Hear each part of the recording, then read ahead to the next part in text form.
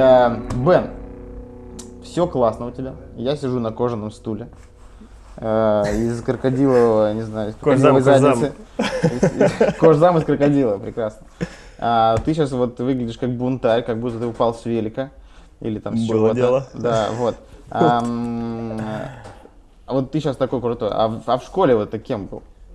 Тоже был крутым или вот задротом был? Слушай, в школе у меня была ситуация следующая, что я был мальчиком, который сидел на задней партии, и как раз-таки из-за того, что не хотел слушать преподавателей, потому что те, кто не умели объяснять и красиво интегрировать, собственно, ученика в что-то интересное из любой науки, мне становилось неинтересным слушать этого человека, и я садился сзади и начинал рисовать в тетрадке.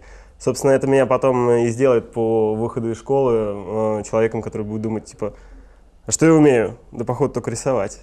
Ну, и пойдет-поедет.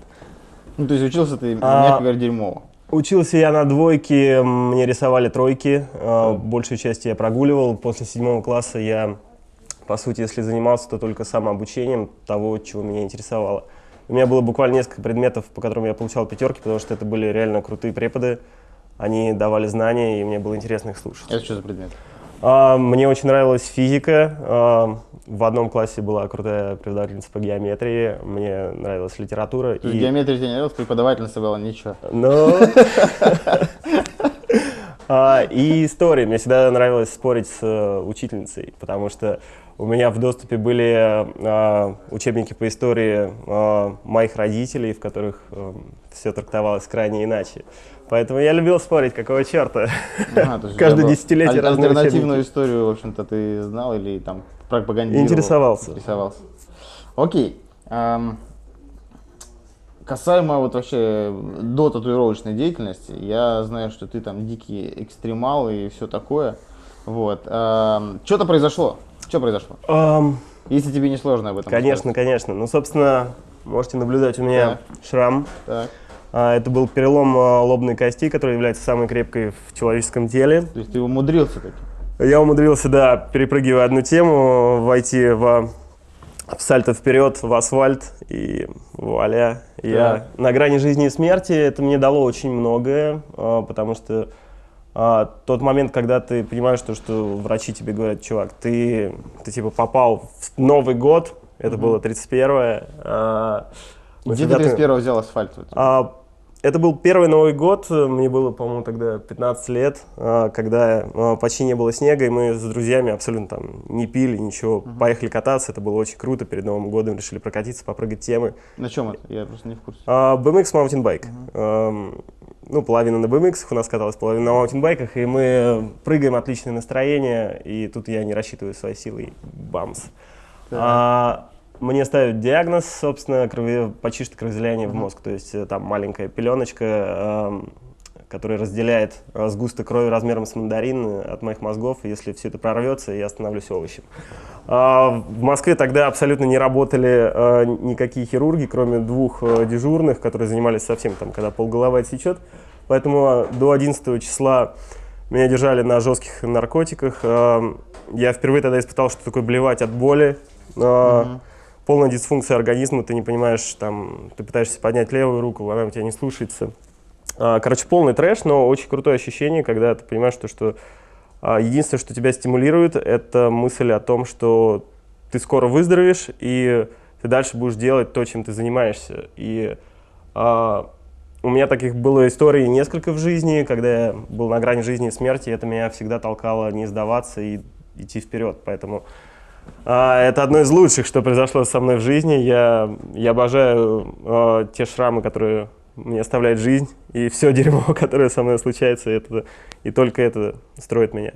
Круто. Это крутая, на самом деле, история, и я рад, что все хорошо.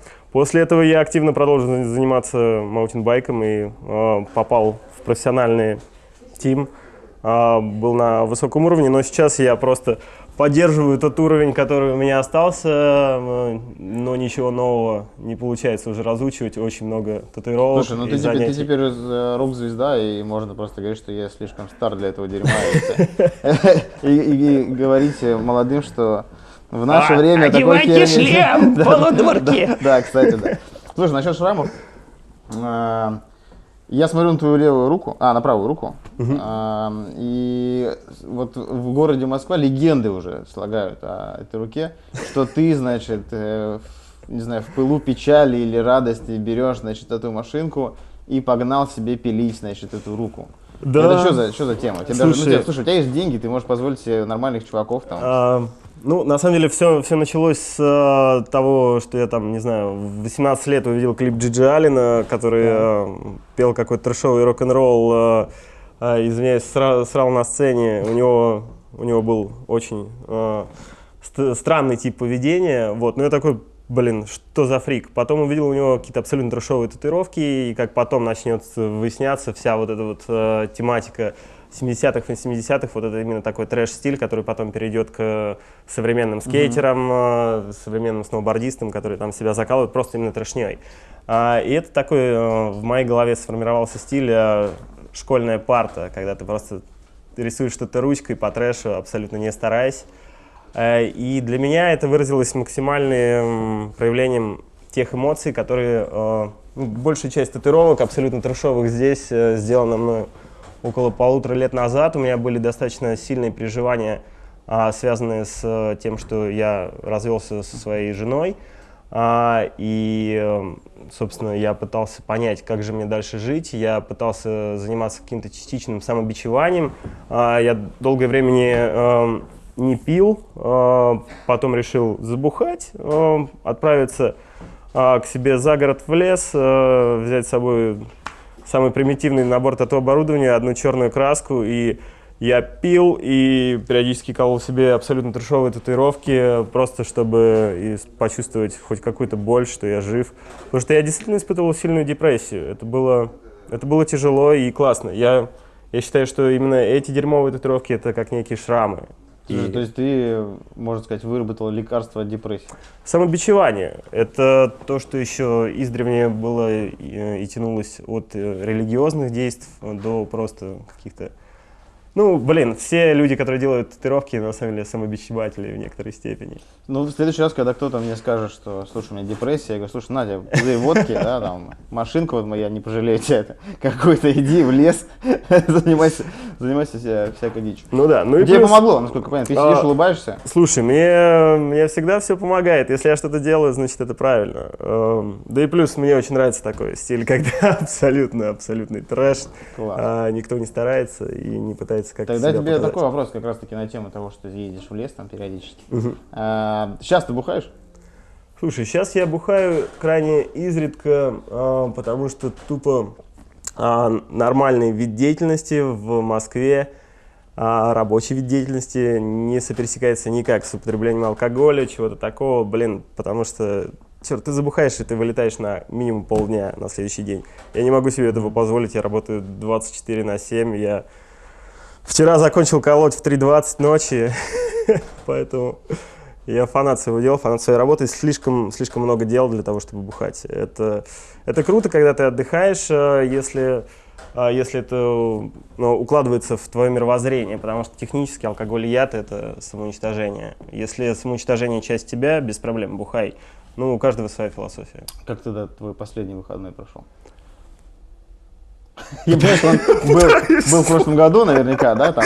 Я пытаюсь вспомнить, когда я был выходной. Слушай, на самом деле, последнее время жизни, все свои выходные я провожу со своей дочкой, потому что мне их очень мало, и я стараюсь все свое свободное время уделить ей. Поэтому свободный выходной, чтобы заняться какими-то своими делами, не бывает. Круто, это же здорово, что ты круто. опять-таки с радостью, да, и с горящими глазами говоришь и про дочку. Круто. Давай немножко про работу. Есть такая тема, что ты сделал рукав по «Звездным войнам», который там разорвал там всех и вся, там всем понравился, все там передернули на него. И журналы, и газеты, и всякие там аккаунты, Инстаграм, и Фейсбук и прочее. Это какой-то был план, который сделал тебя достаточно известным, вот рукав там придал тебе популярности? Или это случайно кто-то пришел, захотел рукав и вот так? Слушай, это четко сформулированный план действий относительно возможности работать спокойно. У меня есть все мои самые удачные работы — это только сопересечение с теми людьми, которые, первое, они при консультации не пытаются сокращать количество сеансов и часов, упрощать работу, пытаться сэкономить. Просто работаешь. То есть, да, это люди, которые чаще всего говорят: слушай, мне главное — это результат. Полная свобода, полное отсутствие какой-то спешки, и чаще всего работа с такими людьми именно, она дает максимальные плоды. Ну и плюс это были эксперименты с оборудованием. У меня тогда появились новые тачки, у меня появились новые пигменты, и это был какой-то эксперимент. Я подумал, блин, почему я стою в какой-то стагнации, надо пробовать действовать. Ты сейчас тем же оборудованием работаешь? Сейчас у меня уже поменялись машинки, ну то есть техника. Тогда я еще колол индукции, там тачками Влада Realistic Shader, и я считал, что, блин, вот это вот прям все круто, все топ, и настолько привык тогда к индукции, но потом все равно медленно и верно у Влада начали появляться роторы, он начал мне их выдавать, и я все равно такой... Ну, на самом деле, основная причина, почему я перешел на роторы, это боль в суставах. Все-таки 10 лет стажа сказывается, и 8 из которых я проработал индукцией. А последние года у меня настолько начал плечевой и кистевой сустав болеть, что я просто отложил индукцию и такой: пока навсегда. То есть и контуришь, и красишь все роторы? Слушай, если дело доходит до работы с контурами, то у меня есть ротор Seawolf, который абсолютно классно подходит под эти нужды, потому что, блин, система байка, как в индукции, делает удар таким же, поэтому я такой... А пробовал что-то чуть-чуть вот на такой же конструкции, как Seawolf, только других производителей? Именно вот с таким... Слушай, у меня тут у ребят Mustang Tattoo валяется, но, блин, мне ее даже не хочется как-то в руки брать. Ну, она просто странная по дизайну. Не, они мне все не нравятся по дизайну, честно. Это выглядит отвратно. Ты как будто бы взял какой-то предмет пыток 18 века. Но если с продукцией Влада я, блин, с 2013 года на полном сопересечении, знаю качество и прочее, то бренд Мустанга, он мне не знаком, я его не могу судить. Да и не хочу. Зачем? Мне это не нужно. Ну, новый на рынке относительно. Это, конечно, круто, что появляется конкуренция, но, блин, когда они очень слизаны с виду, это не круто. Слушай, еще вот интересный момент насчет известных вещей. Этот рукав по «Звездным войнам». Мне донесли злые языки, что ты ни хрена не разбираешься в «Звездных войнах», и что Чубаку не отличишь там от моих родственников. Слушай, как так вышло? Ну, то есть ты готов реально делать что-то, к чему там не лежит душа, или там ты сначала разбираешься, а потом делаешь? Как это происходит? Чаще всего на любую тематику любой работы, с которой мне приходит клиент, я себя погружаю, то есть, в какое-то изучение. Особенно во время поиска картинок, из-за того, что я работаю в реализме, это компиляция реалистичных фотографий. Пока ты их найдешь, ты прочитаешь несколько статей, там про какого-нибудь персонажа, героя и так далее. Но относительно «Звездных войн» я с детства их смотрю, правда, последние пару серий я не смотрел, времени ни хрена нет. Но по классике я разбираюсь, первые 5 частей я смотрел и... То есть в курсе нюансов, штурмовиков там и так далее. Слушай, ну у тебя дочь растет, да? Ты должен быть примером для нее, как минимум. Традиции чтите. Окей. Опять-таки, супер инсайдерская инфа про тебя. Я рою вообще, да, все дерьмо. Нигде нет, но я нашел. Сказали, что ты мутишь какое-то шоу. В телевизоре, с телевизором, чего это вообще? Да, у нас, собственно, однажды поступил звонок от телеканала «Пятница». Так выяснилось, что я однажды просто помог девочке, позвонил ее папа, сказал: слушай, надо пару советов дать, моей дочке там 16 лет, она хочет стать татуировщицей, что ей делать, что не делать, вообще надо за это браться или нет. Ну, я ее абсолютно безвозмездно принял, рассказал и посоветовал. Вот, потом этот папа с дочкой ушли, пропали на 8 месяцев, через 8 месяцев мне вот звонит этот папа, говорит: слушай, я продюсер с телеканала «Пятница», вот ты помогал моей дочке, типа, вот мы сейчас у нас в разработке шоу про татуировки, и, собственно, хотел бы ты выступить, мы тебя рассматриваем в роли ведущего, либо татуировщика, там, кем захочешь, тем пойдешь. Вот. Я такой, да, круто, интересно. Потом подумал, типа, телеканал «Пятница», ну, технически они должны как-то более-менее нормально это сделать. И я очень не люблю все эти движухи, но я понимал, что, блин, если не я, то на моем месте может оказаться человек, который преподнесет это все так крайне некрасиво. И, в конце концов, если я могу сделать, почему бы не попробовать. Потом начались тягомотины кастингов, подготовок, меня это уже начало немножко подзадалбливать, это сжирало колоссальное количество времени, каждый раз мне приходилось как-то переставлять работу, я терял очень много по времени, по финансам, люди этого абсолютно не понимали. Ну и вуаля, дошло время до съемок первой пилотной серии, в таком аду я никогда не работал, это трэш. После почти суточной подготовки к съемке. Короче, в итоге мне эти телевизионщики, вначале они сказали, что у меня будет 3 часа, потом сократили до 2 часов, ну, собственно, татуирование. И когда я уже сажусь, все подготовил эскиз для 2 часов, мне просто говорят, как хочешь, нужно уложиться в 30-40 минут. Я такой, вы психи, вы не понимаете, что такое профессиональная работа. Ну, короче, я понимал, что передо мной уже сидит девушка, которую я начал там первые штрихи делать, это этичность к клиенту.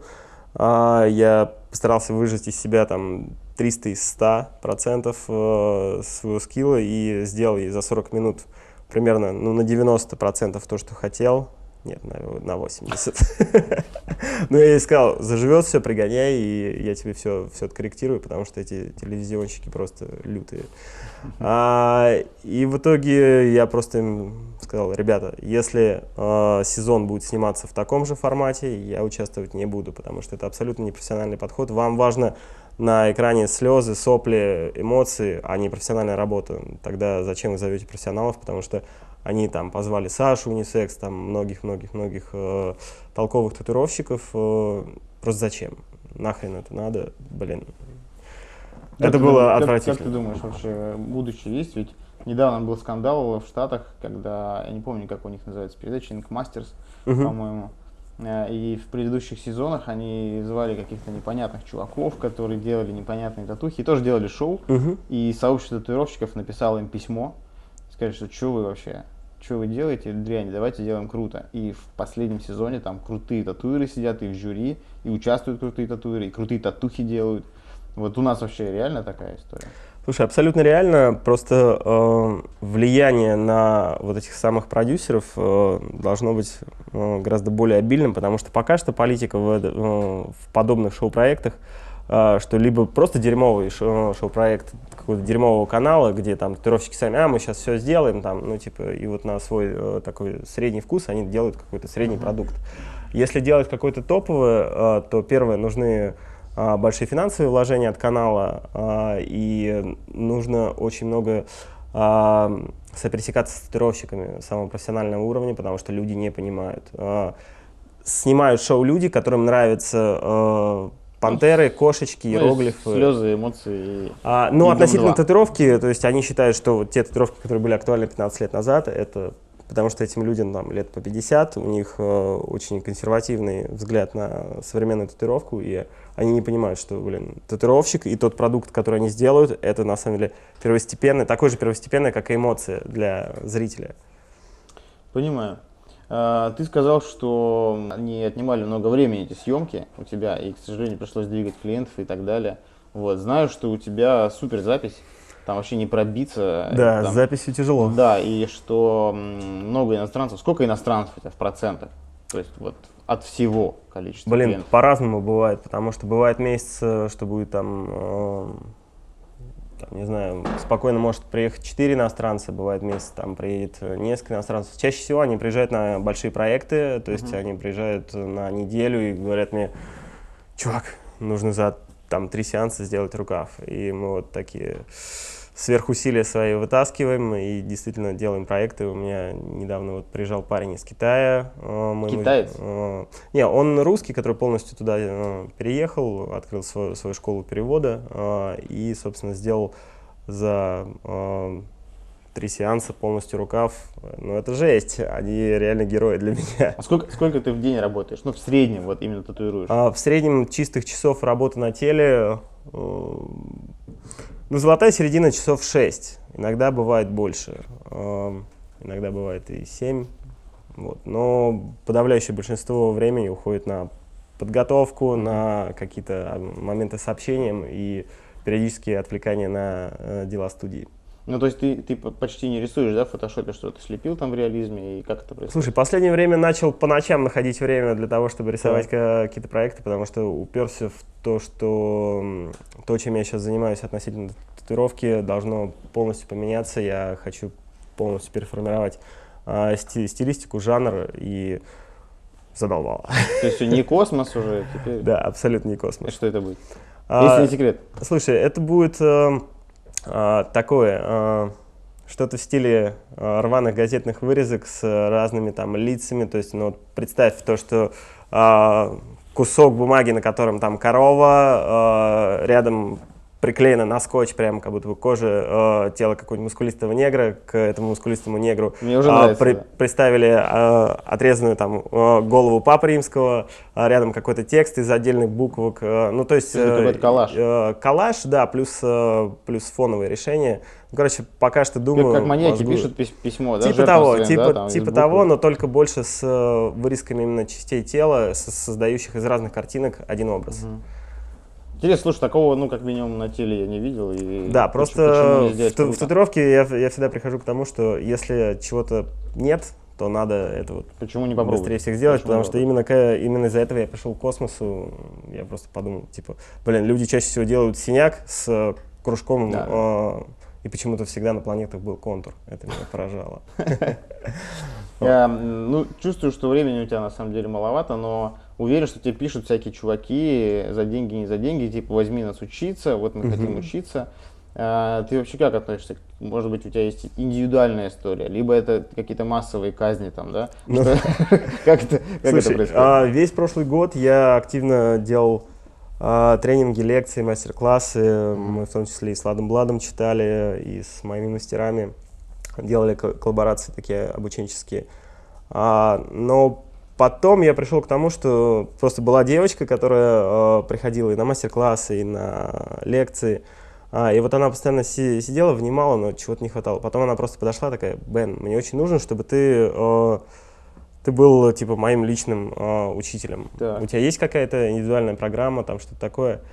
И у меня какое-то настроение было, блин, меня что-то все так начало подбешивать относительно вот этой коммерциализации ученичества. Ну, я опирался на свой опыт, понимал, что, блин, не нужно на себя перенимать вот этот опыт учителя. Я просто сказал ей: так, пойдем, у тебя есть 2 часа? За 2 часа я ей просто вкратце рассказал опыт своей жизни, опыт того, как я пришел к татуировке, когда там на самых первых этапах абсолютно у меня не было никаких подсказок. Первые 2 года я просто посидел дома, экспериментировал, изучал там интернет, смотрел видео буржуйских татуировщиков и сам до всего доходил. Я ей просто говорю: я тебе даю возможность не колоть дома и стартануть с моей студии. Ты просто приходишь, берешь в аренду место за там очень дешево, и можешь постоянно подходить к нашим мастерам и посматривать. Не задаешь вопросы задаешь только мне, я тебе буду на них отвечать. И если ты делаешь ошибку, ее хотя бы 1 раз повторяешь, мы с тобой дальше не работаем. Умный человек понимает с первого раза. Девочка за месяц сделала такой прогресс в самостоятельном наблюдении и в самостоятельных действиях, которого я не видел ни у одного из людей, кто типа учился, брал вот эти вот программы, проходил печально известные школы. Поэтому я понимаю, что только мотивация способна действительно донести до человека, что ему нужно доказывать в этой жизни, что с твоей стороны, что это было? Что за порыв такой благотворительности? Слушай, почему вот она, а не кто-то еще? Блин, в последнее время вот у меня за минувшие 2 недели 2 подобных ребят, которым я просто даю шансы. Но этот шанс до первой ошибки. Человек делает ошибку, если я понимаю, что она неадекватна, то все.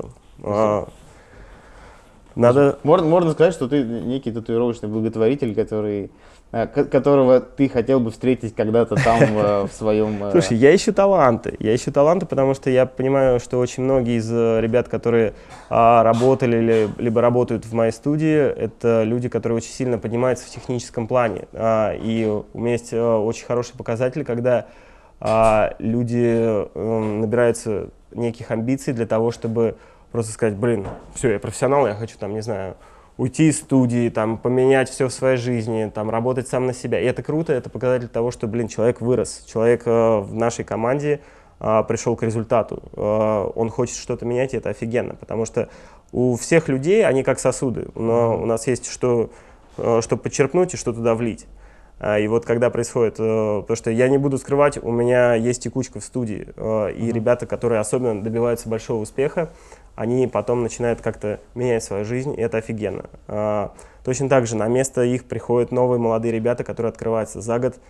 Они настолько меняют свой скилл и опыт, и это то, что мне безумно нравится. Раскрывать людей, помогать им. Ты в студии, да, ты в какой роли ты здесь выступаешь? Например, ты там, не знаю, директор, да, или там просто коллега, или там наставник, или заходишь и все тут по струнке там молчат, вот как сейчас ходят на цыпочках.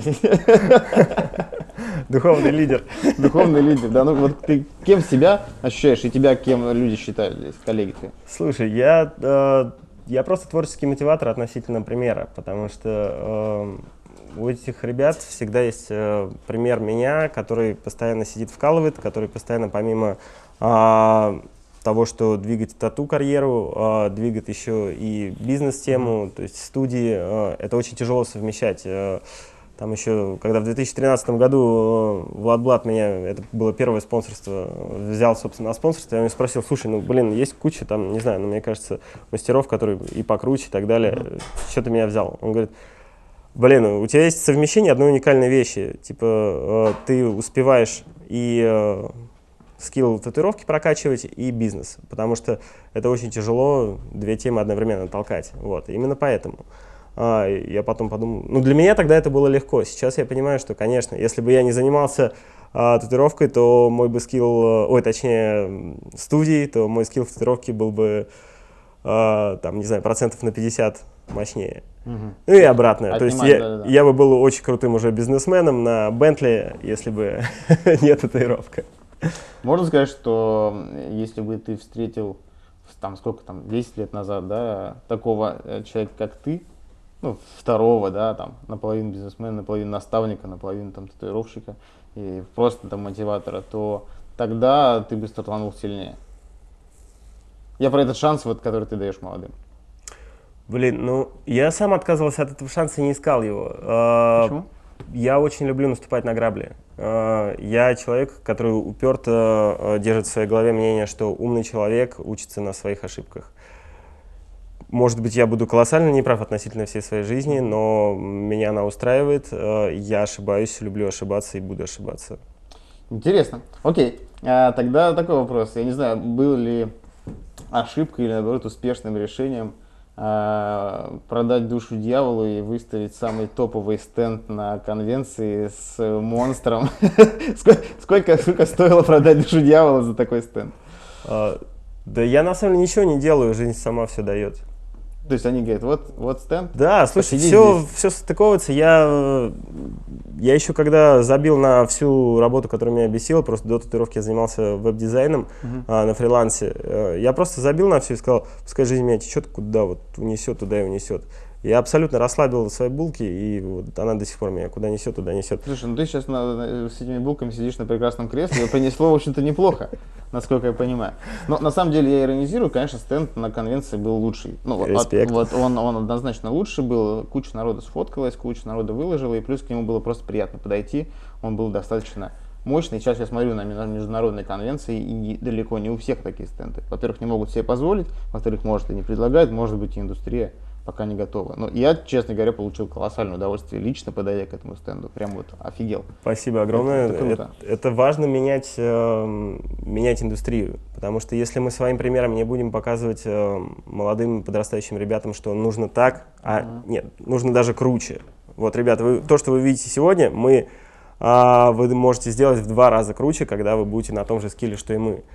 И если такого не будет, то мы так и останемся. Вот я буквально 2 недели назад вернулся с Англии, с Брайтонской тату-конвенции и видел, что да, все круто, да, все классно, но как 7 лет назад в Москве. Люди заживляют татуировки пищевой пленкой на 3 дня и колят традик и неотрадик, не зная никаких экспериментальных стилистик, не развивая их, и во время судейства присутствует просто 4 традиционалиста, которые судят только традик и неотрадик.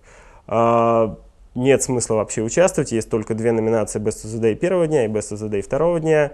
Ну, как-то да, то есть все стилистики участвуют, да и англичанам, ну, просто типа так не особо интересно, то есть у них прям такая традиция.